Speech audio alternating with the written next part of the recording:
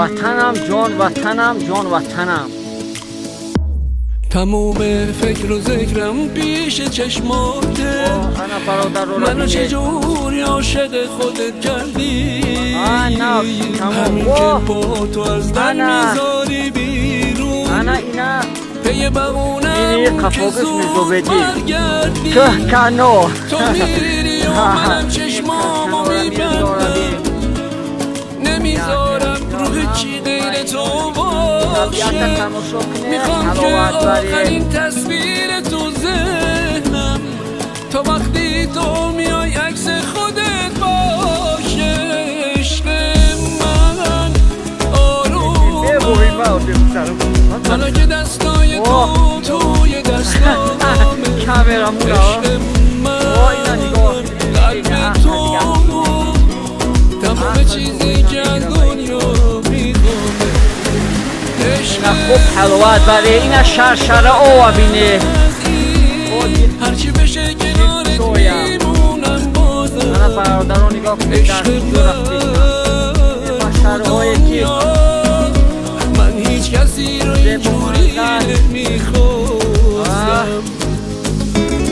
من این برادران نو سر کردن ایرا و چکری.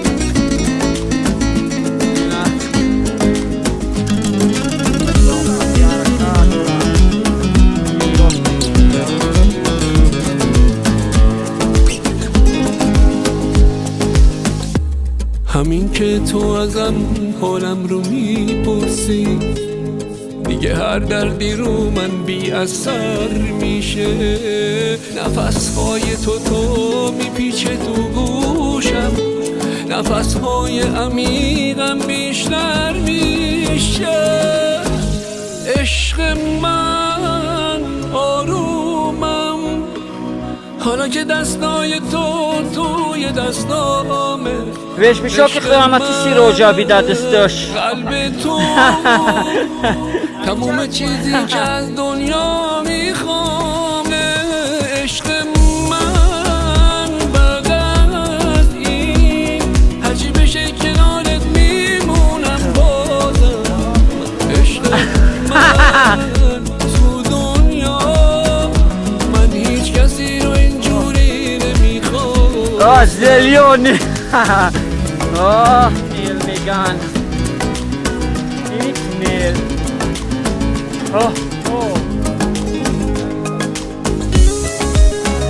ترمه را چونه را خواه شبینه.